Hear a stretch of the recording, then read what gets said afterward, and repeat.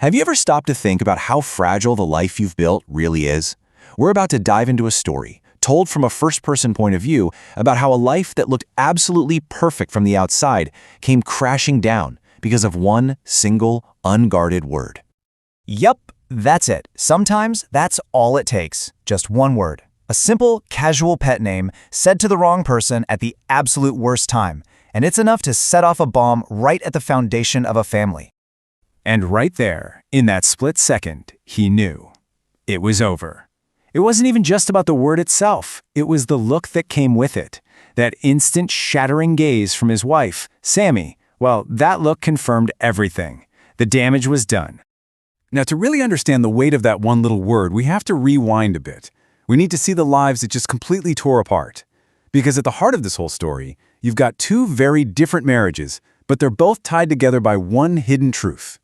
So let's meet our narrator. His name's Ethan, he's 27, and he's married to Sammy. Their story is kind of classic, you know? They were rivals in high school, which turned into a friendship, then love, and eventually they had two little boys. From his perspective, life was good. He actually thought he was happy. But here's the thing, and it's a trap a lot of us can fall into.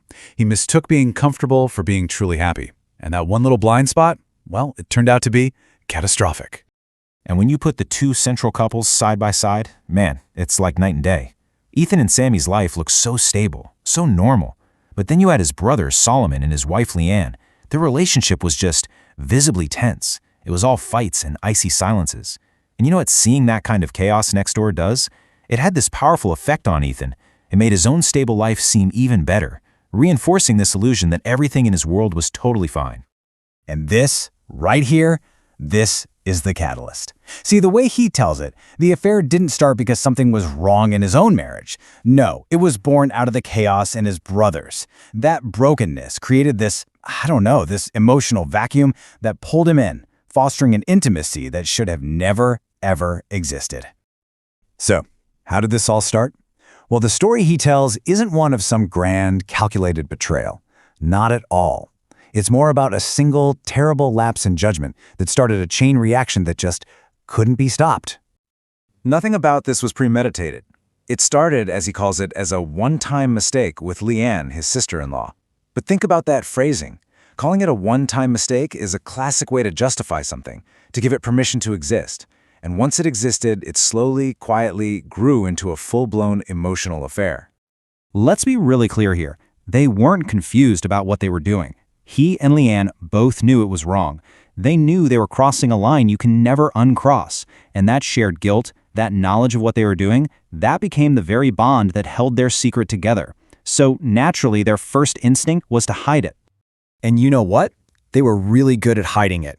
So good, in fact, that as time passed, this dangerous feeling of control started to creep in. The secret felt safe, locked away. It almost started to feel like the truth was just never going to find its way out. Which, of course, brings us full circle. We're snapping right back to that devastating moment in the present, where the truth is about to come out in the worst way imaginable, at the worst possible time. The setting is just painfully perfect, isn't it? It's so normal, so intimate. The entire family, both couples, the kids, the grandparents, they're all under one roof for what's supposed to be just a happy, casual family get-together.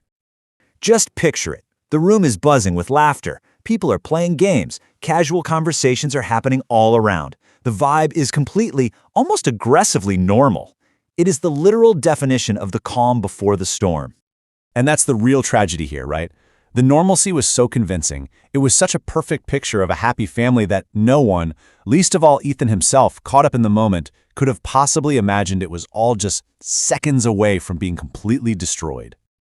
And there it is again. In the middle of laughing, in a moment of total ease, the word just slips out, aimed right at Leanne. And now, knowing the entire backstory, you can almost feel that word land in the room like a physical punch. He sees it right away in his wife Sammy's eyes. It's not anger, not yet. It's just a sudden, quiet flood of questions. And in that one silent, questioning look, he gets this moment of absolute, terrifying clarity. He knows exactly what he's just done. And that's it. It's the point of no return. It's that gut-wrenching, instant realization that the life he had just minutes ago, his marriage, his family, his entire future, was just Over. Gone. Vanished in the time it takes to say one word. And this is the thought that's left hanging in the air. He knew, in that second, that his secret was out. But the real, terrifying question, the one just starting to creep in, was about the collateral damage. See, his mistake wasn't a contained explosion. It was a shockwave. And the haunting question that remains is, how many other lives, how many other relationships were about to be shattered right along with his own? What's the moral weight of a feeling you never even meant to have? Today, we're going to dive into a story that starts with just one single, unplanned moment, and then spirals into this huge crisis of love, betrayal, and conscience. It's a story that really forces us to ask, where does the mistake truly begin? You know, the thing that kicked off this whole breakdown, it wasn't some grand gesture or a long-planned affair. Nope, it was something so much smaller, so much more sudden. It all started with just a single word.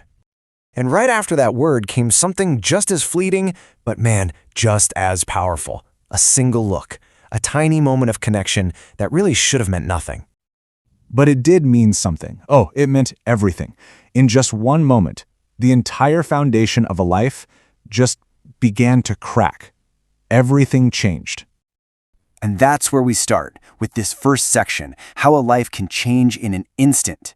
It's kind of hard to wrap your head around how years of stability can be just completely upended in a heartbeat, but that is exactly what happened here. This is the aftershock, right? The immediate fallout from that one single moment. But that initial shock, well, it quickly gave way to something else entirely. Which brings us to our next part, the internal struggle. Before any words were spoken out loud, before any real actions were taken, this fierce battle just started raging inside him. The questions just started bubbling up. Was this feeling real? What on earth did it mean for his marriage, for his family? A truth he had never, ever considered was now demanding to be heard, and honestly, he just wasn't ready to face it. So what was his first reaction? Well, he tried to bury it. He tried changing the subject. He started lying to himself, to others, just desperately trying to push that feeling down. This wasn't just, simple avoidance. It was this frantic, almost desperate attempt to hold on to the reality he'd always known. But you just can't suppress a feeling like this forever, can you? The emotions became uncontrollable, breaking right through every single defense he tried to put up. The internal battle was lost. And now, the conflict was about to spill out into the open. And this brings us right to it, facing the truth. That internal pressure, it just became too much to bear. This is the point of no return. The moment the unspoken finally gets spoken. He finally asks the question that has been absolutely tormenting him. Is it wrong to fall in love with someone? Just imagine that question, aimed at his family, just hanging there in the air. A single sentence that could never, ever be taken back. And what was the immediate result? A heavy, crushing silence filled the room. The kind of silence that's way louder than any scream. The first casualty of this truth was his brother, Solomon. He just shattered. It was a mix of pure, raw anger and this profound pain, the very first crack in the foundation of his family. And that first crack, well, that was just the beginning. That single question set off a devastating chain reaction that just rippled through every important connection in his life. What's so striking here is how honest the narrator is with himself. He completely admits that instead of trying to fix the damage, everything he did next just made a terrible situation a whole lot worse. You can really feel the weight of that regret. And the fallout was just devastating. His wife, Sammy, is furious. Leanne, the woman he fell for, has pulled away completely. And his own brother is now talking about divorce. Every single pillar of his life is just crumbling down around him. All this damage forces us into the final part of our story, which is less about what happened and more about the aftermath. It's about the burden of a love that was never intended. This is the philosophical weight he now has to carry every single day. And look, he isn't trying to escape responsibility here. He states it so plainly. I know I betrayed Sammy, and for that, I consider myself guilty. He fully accepts the blame for the betrayal. But even with that admission of guilt, there's this one question that gives him absolutely no peace, a dilemma that lies right at the very heart of this entire experience. He asks, if betrayal is wrong, Is the act of falling in love, unintentionally, with no plan whatsoever, is that equally wrong? This is the core of it, right? Can we be judged for a feeling we never actually chose to have? Or is there another way to look at this? Does the real mistake, the real wrong, only begin when we start running from our own truth? Maybe the crime isn't the feeling itself, but the deception that follows. It's a question with no easy answer, for sure, and that's exactly what this story leaves us to ponder.